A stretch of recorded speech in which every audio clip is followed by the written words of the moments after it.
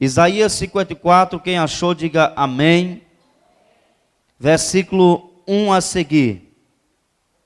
Canta alegremente, ó estéril, que não deste à luz. Exulta de prazer com alegria, com alegre canto, e exclama, tu que não tiveste dores de parto. Porque mais são os filhos da solitária do que os filhos da casada, diz o Senhor. Amplia o lugar da tua tenda e as cortinas das tuas habitações se estendam. Não o impeças, alonga as tuas cordas e firma bem as tuas estacas. Porque transbordarás a mão direita e a esquerda, e a tua posteridade possuirá as nações, e fará que sejam habitadas as cidades assoladas. Não temas, porque não serás envergonhada, e não te envergonhes, porque não serás confundida. Antes te esquecerás da vergonha da tua mocidade, e não te lembrarás mais do opróbrio da tua viuvez, porque o teu Criador é o teu marido, Senhor dos exércitos é o seu nome, e o Santo de Israel é o teu Redentor. Ele será chamado o Deus de toda a terra. Paizinho, nós te louvamos pela tua palavra, que o teu maravilhoso Espírito traga nessa noite resposta e revele aquilo que o Senhor quer revelar dentro da sua palavra. Traz inspiração, nos dá graça, autoridade, unção, para podermos compartilhar da sua palavra. Tem misericórdia dessa igreja, que o Senhor livre essa igreja de andar no espírito da religiosidade, que é uma tragédia. Uma igreja que tem o Espírito de Deus, entrar na forma da religiosidade é tragédia.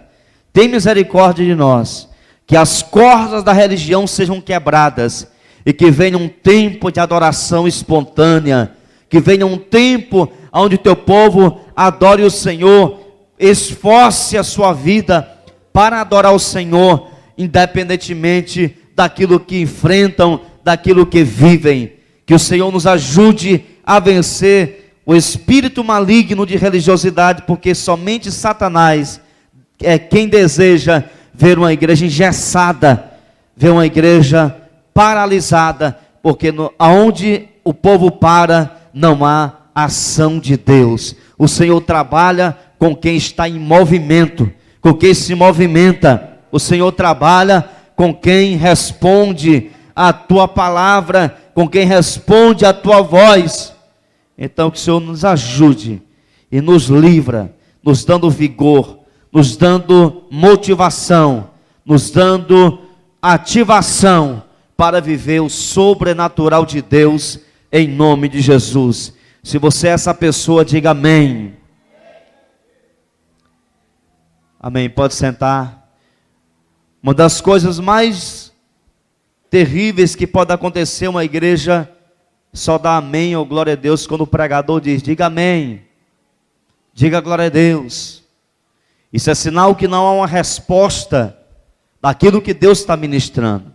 Que a gente possa entrar num novo tempo de obras maiores na adoração e na recepção dos decretos proféticos que Deus está liberando sobre a nossa vida.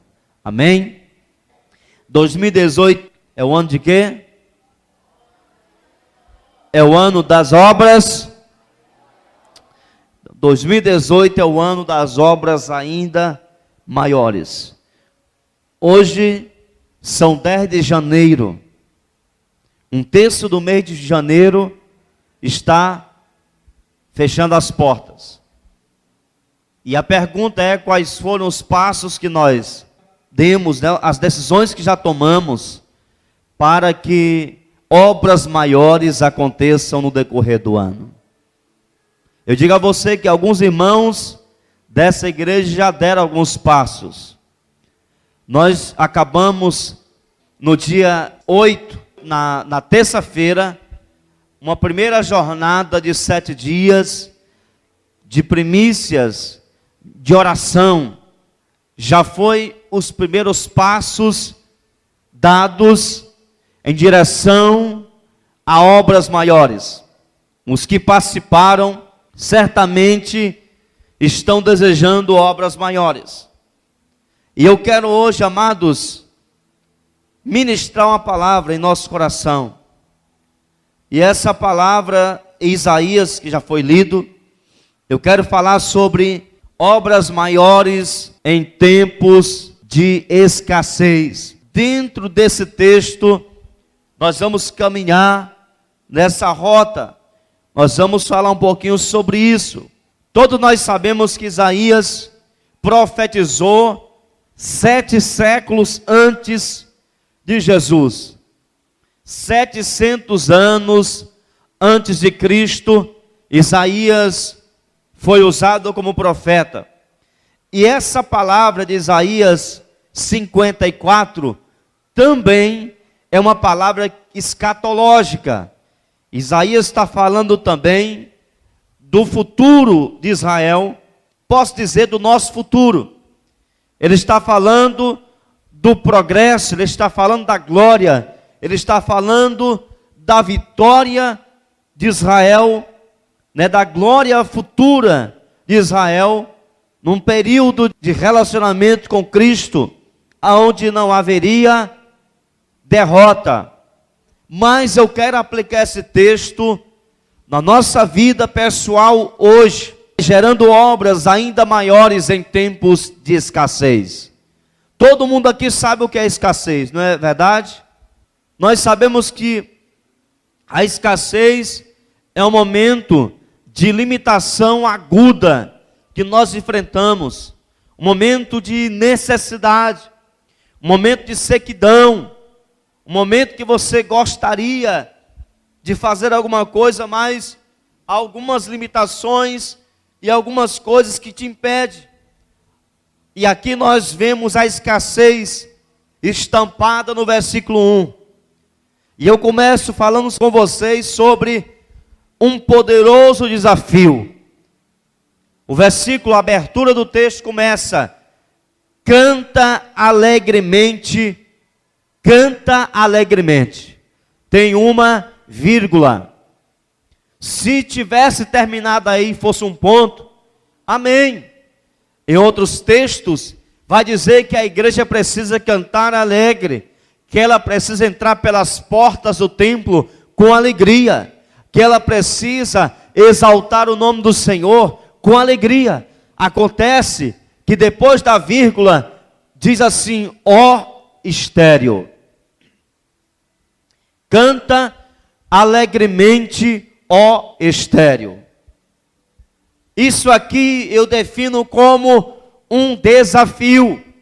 Se cantar quando está tudo bem, está difícil, imagina para quem está passando por um momento de solidão e esterilidade.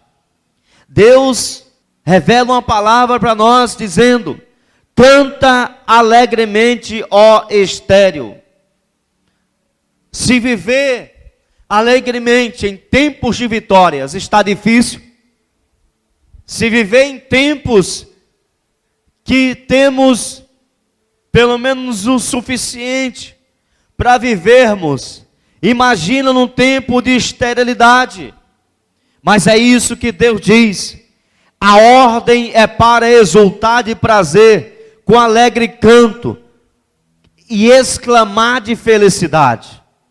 A ordem é para exultar. Ele diz: exulta de prazer com alegre canto, e exclama, tu que não tiveste dores de parto. Sabe, amados, o que é a palavra exultar na Bíblia, nesse texto? Significa excesso de alegria. O Senhor diz que a estéril deve viver com excesso de alegria. Quando tudo vai mal, excesso de alegria. Quando tudo não está bem, excesso de alegria. Quando os frutos não chegam, excesso de alegria. Quando a gente ora e o céu parece que se fechou, excesso de alegria.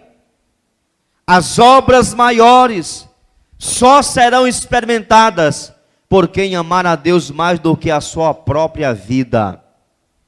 Porque exultar de prazer, de alegria no tempo da esterilidade só é possível para quem coloca Deus acima de todas as coisas. Para quem ama a Deus acima de todas as coisas. Quem tem este perfil, quem tem essa conduta, aprende a viver feliz no meio do deserto seco, sem frutos. Logo à frente, Deus nos revela o motivo pelo qual devemos celebrar a vida. Deus nos mostra o porquê que Ele manda a estéril se alegrar no momento da dificuldade, da luta.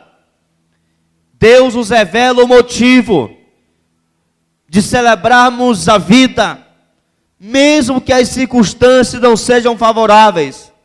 Ele diz para você e para mim: mais são os filhos da solitária do que os filhos da casada, diz o Senhor. Solitária aqui representa o que está na luta, momento estéril, mas está se movimentando. O segredo é não parar. Diga, o segredo é não parar. Diga mais alto. Solitária aqui representa o que está na luta, mas estás em movimento. Está orando, debaixo da luta, está lendo a palavra debaixo da luta, está em movimento. A casada no texto é aquela que está tudo normal e, portanto, não se importa em fazer ou deixar de fazer qualquer coisa. E às vezes não está nem bem.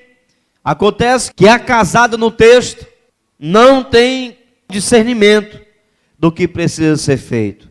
Mas você, mesmo solitário, mesmo na luta, que solitário representa um tempo de luta, você deve estar em movimento em direção ao trono de Deus. Amém? Nós temos no verso 2 uma ordem. Qual a ordem? O texto fala: amplia o lugar, amplia o espaço da tenda, amplia a sua vida. E essa palavra, amados, é preciso que entendamos que ampliar a tenda fala de algumas coisas muito peculiares, princípios bíblicos. Para ampliar a tenda, para que eu possa viver obras maiores, para que eu possa ampliar minha capacidade, para que eu possa ampliar minha mente, porque muitas vezes a tenda que precisa ser ampliada é a nossa mente, é a nossa capacidade de crer naquilo que Deus quer fazer em nosso meio. Para ampliar a tenda, isso aqui fala de quê? Primeiro fala de fé. Confiar que o Senhor é quem vai mudar a nossa situação. Que antes das obras maiores se manifestarem aqui fora, elas precisam serem geradas aqui dentro. Amém, queridos? Você não vai viver obras maiores aqui fora, se não gerar essas obras dentro do seu coração. Isso exige fé. Se não cremos, dificilmente viveremos. Porque para as obras maiores se manifestarem, é preciso que essas obras sejam levantadas dentro de você. E como é que está a nossa fé, queridos? Como é que está o nosso interior? O que que nós estamos colocando para fora? O que que nós estamos compartilhando? Se você quer viver obras maiores, precisa ser um homem e uma mulher de fé. Mas não é só fé. A segunda coisa que precisa fazer para ampliar o lugar é trabalhar, é o trabalho. Ninguém amplia uma tenda, ninguém amplia uma casa, ninguém cresce sem investir tempo e trabalho, sem investir força. Para viver obras maiores é preciso derramar suor. Para viver obras maiores será necessário gastar energia, fazer algo maior, se movimentar dentro do propósito que Deus tem nos revelado. Porque conhecimento traz responsabilidade. Se eu já sei o que precisa ser feito, então eu preciso fazer. Se eu conheço e não faço, já não é uma questão de saber, é uma questão de obediência. Amém? Falei muito no rally sobre isso aqui domingo passado. Conhecimento traz responsabilidade. É o conhecimento que nos leva a sermos pessoas responsáveis. Quem não conhece ainda, que vive na ignorância, a Bíblia diz que Deus não leva os tempos de ignorância, mas uma vez que você sabe o que precisa ser feito e não faz, a Bíblia diz que nós seremos julgados por isso, porque o conhecimento traz atrelado a si responsabilidade. Quantos querem viver obras maiores? Amém? Então precisamos ampliar o lugar. E ampliar o lugar só através da fé, do trabalho e da perseverança. Grite bem alto, perseverança. Perseverar para quê? Para que na hora do cansaço eu tenha ousadia para continuar. Às vezes o desejo de parar parece mais forte, parece mais poderoso, valente, quando estamos cansados, quando estamos exaustos pelo trabalho que desenvolvemos. Nessas horas, na hora do cansaço, nós devemos investir pelo menos duas coisas. A primeira, investir as experiências que já tivemos com o Senhor. Quem tem experiência, invista na hora do cansaço. A experiência daquilo que Deus já fez, a experiência daquilo que Deus já ativou, a experiência daquilo que Deus já mudou. E a outra coisa, lembrar do que nossa perseverança vai gerar. O que a perseverança vai gerar? Um tempo de obras ainda maiores. Versículo 3, nós vemos o resultado de quem celebra no tempo da sequidão. O versículo 3 diz: porque transbordarás. Você pode dizer isso para o seu irmão? Porque você vai transbordar. O transbordar só vem na vida da pessoa, daqueles que valorizam a Deus no tempo que não tinham nada. Lembra como é que começou o texto? Canta alegremente, estéril. Mas essa mesma estéril vai transbordar. Amém? Vai transbordar a mão direita e a esquerda. E a posteridade dessa estéril vai possuir as nações. E vai fazer que sejam habitadas as cidades assoladas. Ou seja, você vai dar vida no lugar que não tem vida.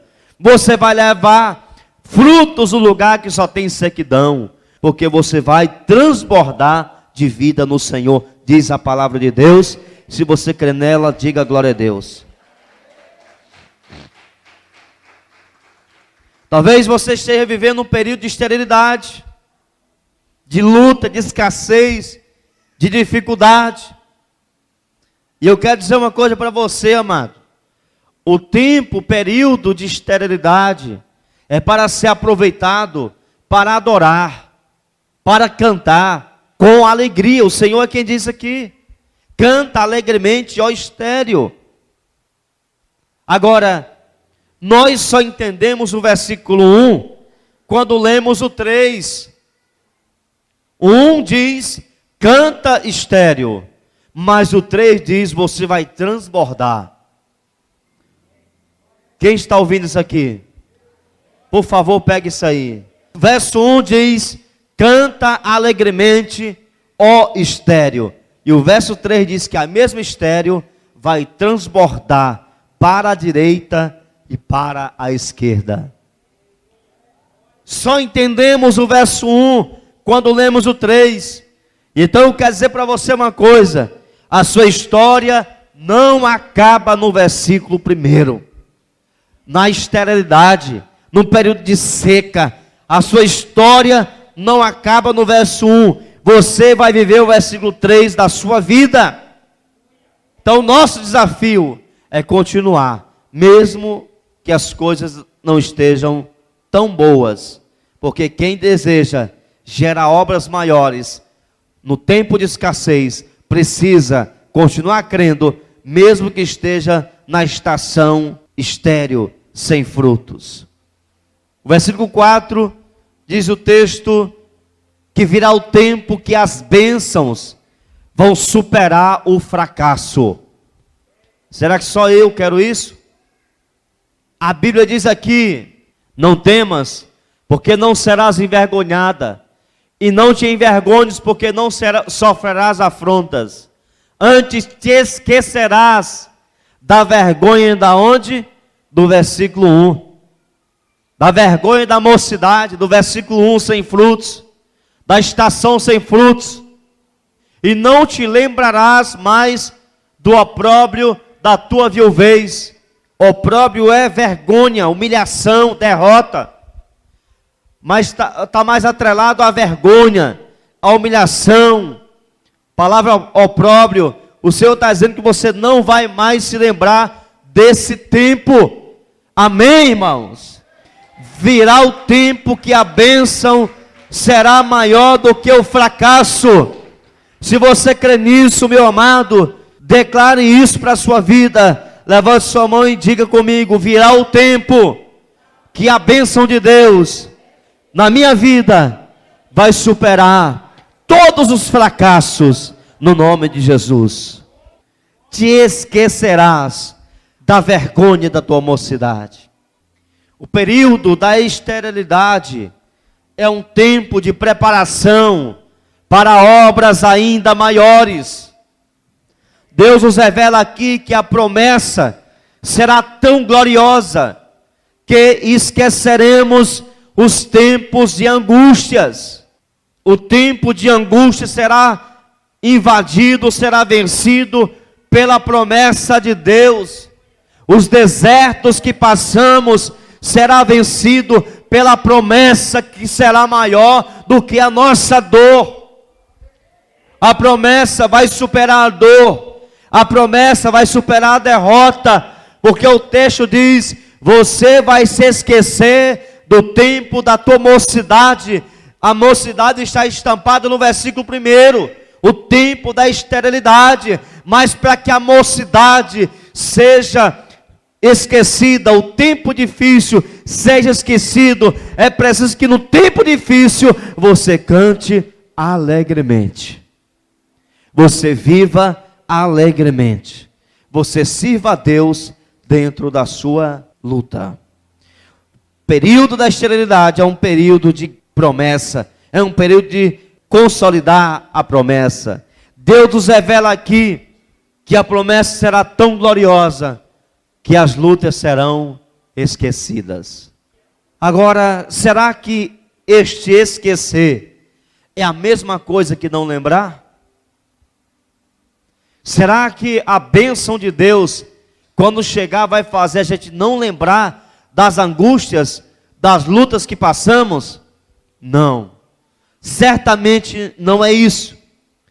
O esquecer aqui não está relacionado a apagar da memória. O esquecer aqui, que o Senhor está nos dizendo, é o mesmo princípio que Jesus ensinou em João 16, 21. Quando ele disse: a mulher, quando está para dar à luz, ela sente tristeza, porque é chegada a sua hora. Mas depois de ter dado à luz a criança, já não se lembra da aflição, pelo prazer de haver nascido um homem no mundo. Esse esquecer aqui não é não lembrar. Este esquecer significa que quando a promessa chegar, ela será tão sobrenatural que o passado não terá o poder de nos fazer sofrer. Que as dores de outrora darão lugar a celebrações extravagantes. Não é que você não vai lembrar os desertos que você passou.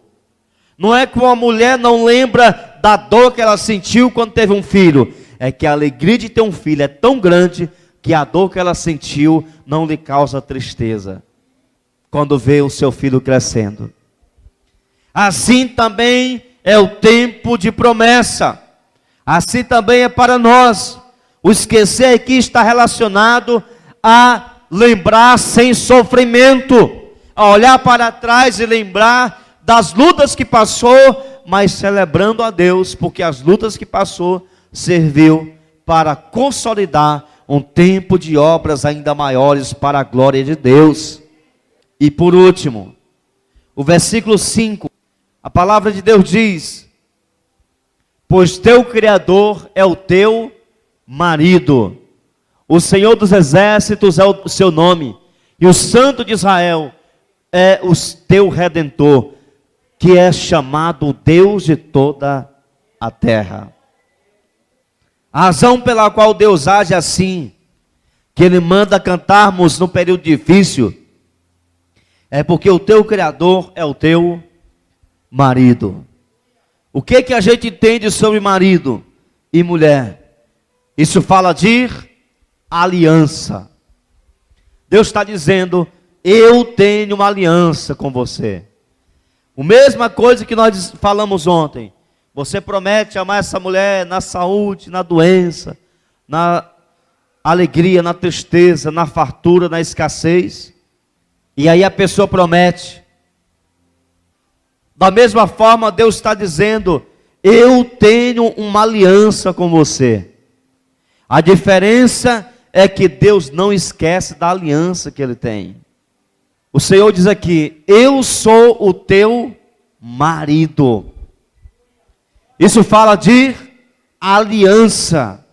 O que Deus quer nos lembrar aqui nesse texto? Ele quer nos lembrar que em tempos de crise, Ele estará sempre e sempre conosco. Como um marido fiel, jamais nos deixará lutando sozinho. Irmãos, quando eu leio sobre isso, eu me lembro muito de João 15. Isso me faz lembrar de João 15. Quando Jesus fala da videira e dos ramos. Nós estamos interligados. Nós estamos aliançados. Ele disse: eu sou o Deus de Abraão, Isaque e Jacó. Eu tenho uma aliança contigo. Por isso ele se identifica como marido. Ele está dizendo que na luta vai estar conosco. Nos dias bons, Ele quer estar conosco. Sabe, amados, uma pessoa que constrói obras maiores é aquela que entende que a esterilidade não é castigo, mas um tempo de preparar o terreno para grandes colheitas, para grandes obras. Um tempo de obras ainda maiores. Um tempo de conquistas ainda maiores. Grandes obras serão geradas em tempo de escassez. O que nós estamos fazendo no tempo da luta, no tempo da escassez? As nossas decisões, como é que tem sido nossas ações? O Senhor diz aqui que no tempo da esterilidade devemos servir a Ele com tristeza. É isso que diz? Devemos servir a Deus com decepção, só chorando, sem reagir nada. Não. Canta alegremente, ó estéril. Tu não deste luz, é verdade. Mas os teus filhos serão mais do que os filhos da casada. Daquela que está tudo bem aparentemente. Você vai ultrapassá-la. Isso fala de conquista. Amém? Vamos ficar em pé se você pode. Que nessa noite, amados, nós possamos meditar nessa palavra que acabamos de ouvir. Eu vou viver tempo de obras maiores, no nome de Jesus. A espada continua em nossa mão, e a espada continuará em nossa mão, batalhando, lutando, para que a glória de Deus se manifeste em nosso meio, em nome de Jesus. Em nome de Jesus, que você possa essa noite abrir a mente para um tempo de obras maiores em nome de Jesus.